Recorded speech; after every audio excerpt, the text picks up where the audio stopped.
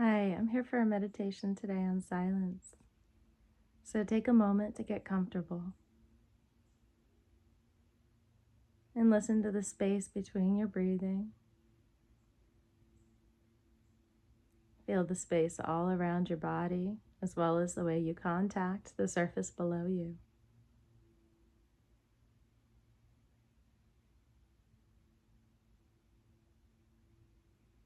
And feel yourself settle here in the silence between the words. Never forgetting how to hear your own footsteps in life, becoming silent, following laughter, goals, pain. These are not life. None of these belong to you. When you find yourself, silence becomes your companion. You transform the feeling of being alone into the power of being aware. This doesn't mean you isolate. It means your soul is independent. When you used to cling to people, it was due to layers of conditioning, identities that never belonged to you. Illusions fall away, and you see that being alone is not the absence of love, but the presence of truth. In separation, we are invited into our wholeness. The world has taught us to fear solitude. In childhood, we were taught to fit in and belong, to be liked, but to never stand apart and be different.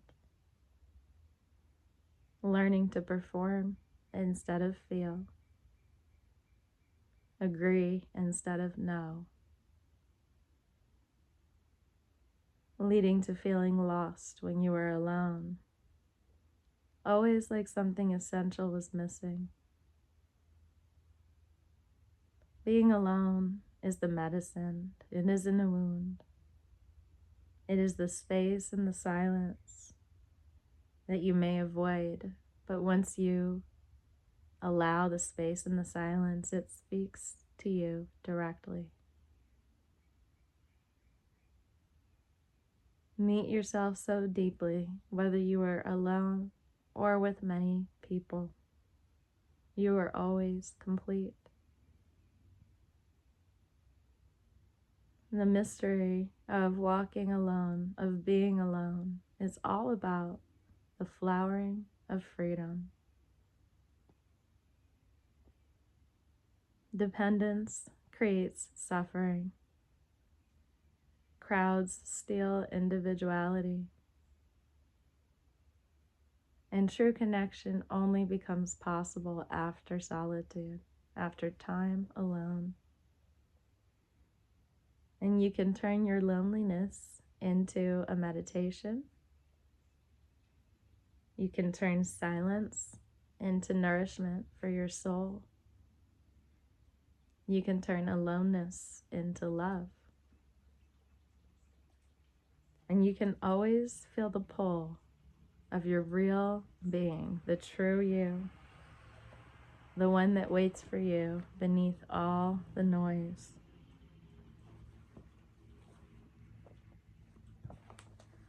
Feel the pull of your true self, your intuition that appreciates the silence and listens beneath the noise. When we live surrounded by others, we remain strangers to ourselves. But from the moment we're born, we're told that to belong is to survive. To stand apart is dangerous. We often grow up learning to smile when we don't feel joy, to get angry when our heart whispers no. To keep walking with others, even when every step feels wrong. And in a sense, we become a part of the noise, forgetting what silence tastes like. Togetherness is not connection. What is often called love, friendship, or family is a pact between fears. Frightened people holding each other so they don't have to face their own emptiness. Once you know how to be with yourself, love is no longer an escape. When love is an escape, it's like two people empty-handed asking the other for something neither able to give. Fear disguised as togetherness, not love. And the people around you become a comfort and a drug. Surrounded by other people, you might for a moment feel less responsible for your own misery.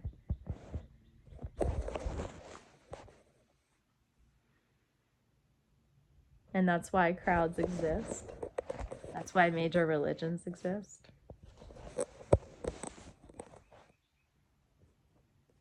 It's why every religion and ideology and movement gathers, and they gather lost souls, people that are lost.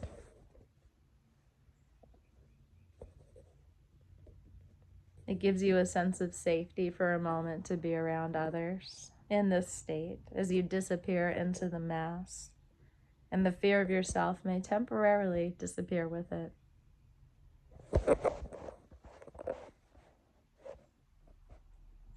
But safety is not peace, and we often mistake safety for peace.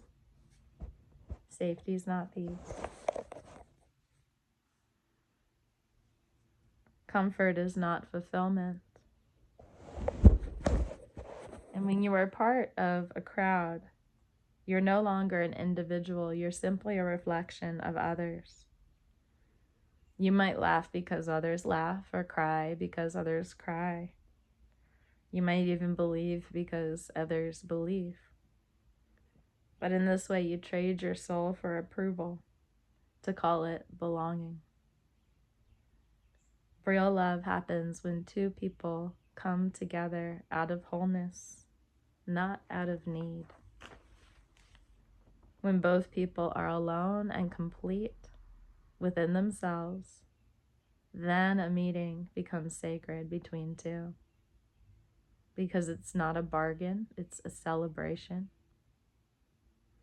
But if I depend on someone else to fill my emptiness, or they depend on me to fill their worth, then that is not love. That is a prison. We often think loneliness is chasing us, but we are the ones running from ourselves, from our truth, which is why it exists. But the moment we stand still, it disappears. As you step toward freedom, see how much of your love is really fear in disguise. When you are afraid to be alone, you'll do anything to stay attached. You compromise truth, suppress your soul, or wear masks to stay accepted. But anything built on fear will collapse. The crowd will protect you for a moment, and then it will bury you under its weight. But you can breathe again when you dare to step out alone. And once you take that step, something miraculous begins. You sense that your loneliness was never an enemy. It was a messenger calling you home. The pain that you felt, it wasn't punishment. It was life inviting you inward. Many don't listen and run back to the noise because they think silence will destroy them. But in truth, it is the opposite. Silence is what saves us. So feel each moment in life without reaching for anyone, without thinking of who might agree or disagree. Just feel yourself as you are in every moment, in stillness and in simple awareness.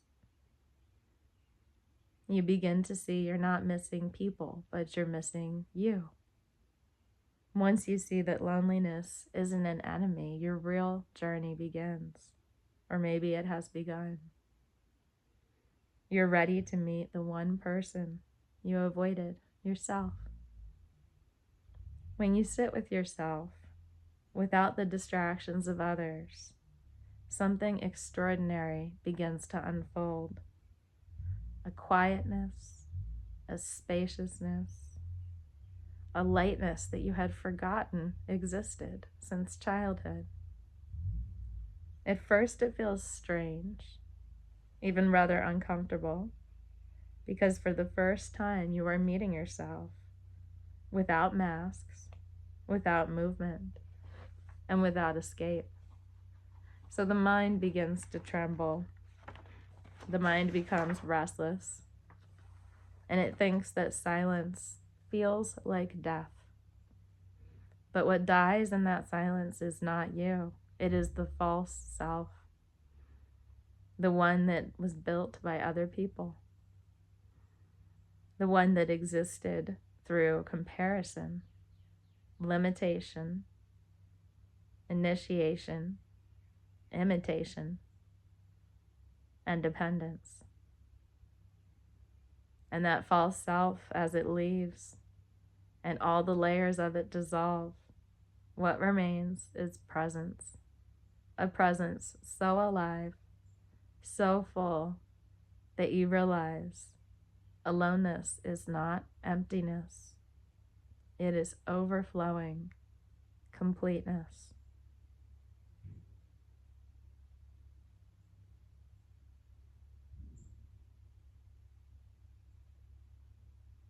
We often misunderstand aloneness, but we can't understand it without entering it and experiencing it. Otherwise, we become bitter and desperate for connection, for distraction, for noise. But loneliness and aloneness are different. Loneliness is the absence of another. Aloneness is the presence of you. Loneliness is a wound. Aloneness is a healing. Loneliness cries for company. Aloneness celebrates solitude. Loneliness is where you wait for someone to arrive to fill your emptiness. Aloneness is realizing nothing is missing. You are the arrival. You are the guest. You are the host. You are the temple. You are the worshiper. And you stop seeking approval. You begin to hear your own truth. The truth that has a fragrance that no other person could give you. You no longer look outside for validation because you discover an inner authority. Not one of power, not one of domination, but one of deep knowing. You act not because someone tells you to, but because life is moving through you naturally. And every gesture becomes grace. Every silence becomes song. You notice small things. The wind touching your face. The rustle of leaves. The rhythm of your breath. Life is no longer a goal to reach, but a dance to enjoy. The mind fears emptiness because it cannot control it. The mind only knows how to measure, how to label, and how to fill. So it cannot understand that something can be full precisely because it is empty. But your heart knows and has always known that when you fall into the heart, into the back of your heart, you let go of all the seeking. You realize that emptiness is peace. It's not something to get rid of, it's something to rest in. It is the background of all existence, the stillness in which every sound, every thought, every life arises and disappears. To resist this emptiness is to resist life itself. It is in this emptiness, the aloneness, that creativity is born. Great insights, great art, and great love arise when a person becomes comfortable with themselves and their own solitude. Like the seed buried in the dark, alone in the soil for a long time, it looks like death. Nothing is happening. But in that darkness, the miracle begins. The seed cracks open. The roots form.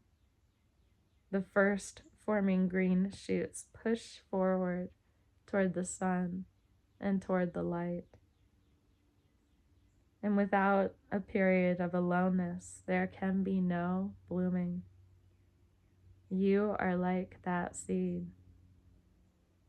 Every awakened being who has walked this path has emerged with light in their eyes, because they discover that to be alone is to be one with existence. You become the same rhythm as the moon, the trees, and the stars. Even when there is no one by your side, life is right there to hold your hand. And you can allow this the way you allow sleep to come gently without demand. Sit silently often. Allow the noises of the world to fade away like echoes in a valley far, far away. As the sound of your own being appears, as the heart hears it, as it vibrates through the body, as you feel this is the hum of existence within you.